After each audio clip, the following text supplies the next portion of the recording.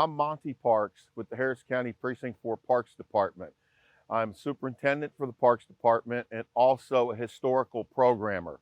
Today we're at San Jacinto and we're going to be talking about the Battle of San Jacinto as we go forward. The first stop on our tour is the cemetery across from the monument.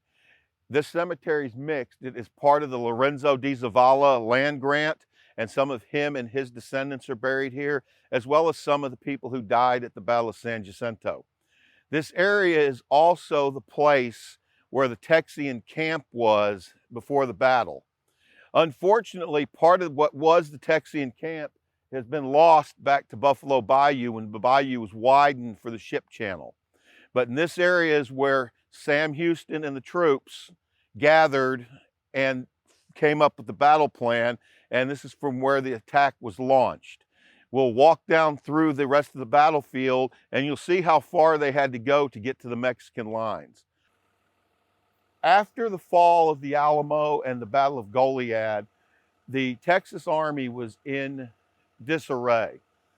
Sam Houston gathered his troops up and knew that they were not ready to battle against the Mexican Army.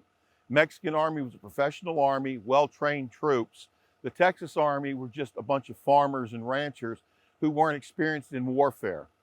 So Sam Houston started to retreat in the face of the Mexican Army.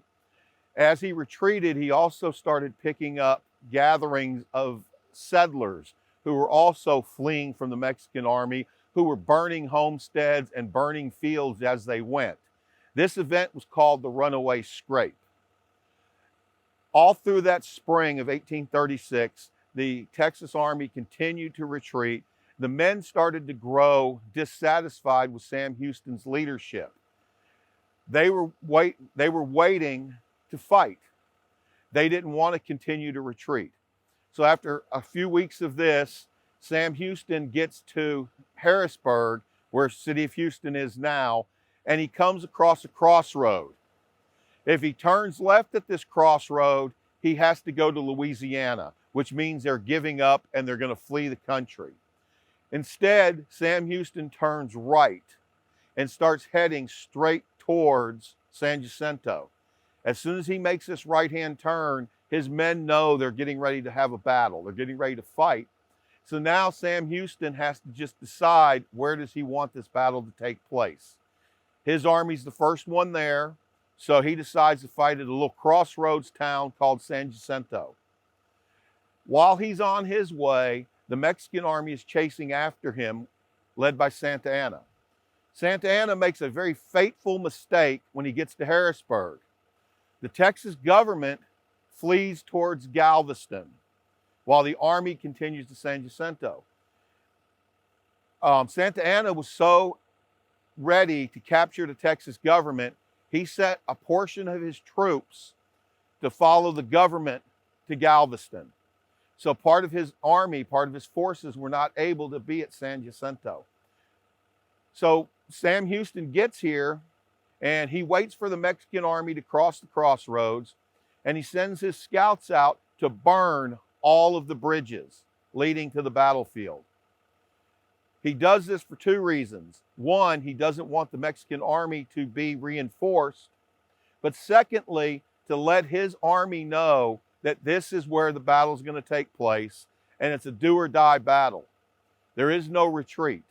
The Texans knew that if they were captured, they were going to be executed, just like the men at the Alamo and at Goliad. So they knew that this fight was for not just Texas, but also for their survival. This area back here in the back of the park behind the monument is near where the Mexican army camped. Santa Anna did not choose his area very well. His men were tired when they got here. He picked a lowland area that is surrounded by marshes and swamps, including a fairly large lake called Peggy's Lake. His men had nowhere to maneuver. They had nowhere to run in case the battle went poorly. So he picked a very poor, indefensible position. Also, off to my right, where the Texas Army was camped, there is a fairly significant ridge that runs up past the monument, And that combined with the 4 and 5 foot tall buffalo grass that was on the battlefield at the time concealed Sam Houston's army from the Mexican army. So even though the Mexican army knew Sam Houston was camped nearby, they weren't exactly sure of his strength or also his actual position. Because Santa Anna grew up as a historian of European battles, battles were meant to be fought at dawn. So on the morning of the 21st, when nothing happened, Santa Anna put his men to work doing camp chores. They were cooking, they were washing uniforms. Some of them were napping. Some of his troops had arrived in the middle of the night after marching for 24 hours. They were tired and worn out. Santa Anna figured the battle was going to start the next morning at dawn when battles are supposed to be fought. So at 3 o'clock in the afternoon, he did not even have sentries or pickets out because he never thought in his mind that the Texas Army would attack a superior force in the middle of the afternoon. This is a marsh trail map that isn't really representative of the whole battlefield, but it has some of the features of the battlefield on it. Here's the monument. The Texas Army was up on the other side of the pool along Buffalo Bayou up here. The Mexican camp was down in this area, again, surrounded by all this marsh and swampland. This cutout right here is what used to be Peggy's Lake, a swampy feature named after the lady, Peggy McCormick, who lived on the property. During the widening of the ship channel and everything, the lake has actually been opened up into the San Jacinto River. But the Mexican camp, they were parked up or stationed right here along this marshy area with literally no place to maneuver or no place to run. The Texas Army marched up to this ridge about where the monument is at, under the cover of the high ridge and also the high grass, till they were within about 50 or 75 yards of the Mexican camp without being detected. This is the actual location of the Mexican Army camp during the battle. Again, they were completely taken by surprise.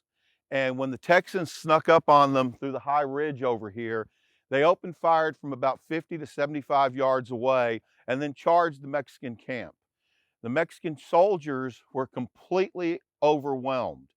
Most of their officers were in their tents having siesta, so the officers were not even there to really rally the troops. So when the onslaught of these Texans charging at them came to a realization, the men started to immediately flee behind us towards Peggy's Lake and towards the swamp areas. Some of the Mexican officers were able to come out and try to rally their troops and make stands. And there were little pockets of resistance here and there. But overall, the entire Mexican army was overwhelmed in less than 18 minutes. And a lot of them lay dead on the battlefield. And then for 2 hours after the battle, random groups of Mexican troops tried to surrender, and also Texans were running into bands of Mexican troops and were still shooting them. It took about 2 hours after the battle for Sam Houston and his officers to rein the Texans in and start taking Mexican prisoners. I'm standing here near the side of the Mexican camp, and behind me is where the Texans were camped. Everybody's question is, how were the Texans able to sneak up on the Mexican army without being seen? If you look behind me, you can see that there's high grass and shrubbery, which was prevalent on the battlefield, along with a lot of trees that aren't here anymore. But there's also a ridge behind us near where the monument sits. So the Texans basically just walked through the grass and through the high weeds, walked up the ridge, and sat there until they were ready to attack. And that's why they were able to sneak up on the Mexican army undetected. The Battle of San Jacinto lasted about 18 minutes. Again, the aftermath lasted for several hours into the early evening. General Santa Anna was not captured or killed on the battlefield, but he was found the next day wearing a private's uniform. But when they returned him back to the camp, the other Mexican prisoners instantly recognized him and started calling him El Presidente. So Sam Houston knew he had Santa Anna in his midst. most of the Texans immediately wanted to execute Santa Anna for the things that had happened at the Alamo and at Goliad. Sam Houston knew, however, you don't really execute the legal president of a foreign nation. So instead, he used Santa Anna to draft a treaty that removed all Mexican forces from Texas and recognized Texas' right to exist. And that ended most of the Texas Revolution. The 18 minutes, however, had long-term repercussions across not just the United States, but the world. Texas became its own country, the Republic of Texas. It eventually becomes part of the United States, but in the interim between the time of republic and statehood, it led to renewed interest in the United States and in territories west of the Mississippi River. It helped to expand the United States. It helped to get them more recognized by European powers, and it led to a westward migration that ended up going across the entire Great Plains all the way to California. Several years later, the Mexican-American War was fought around Texas and the border and down into Mexico, and that ended all of Mexico's claims to everything that happened to be in Texas. So those 18 minutes on the Battle of San Jacinto were a resounding victory. Fewer than 10 Texans were killed. About 350 Mexican troops were killed, and about 400 were captured. So it was a resounding victory and led to changes all across Texas as well as the United States.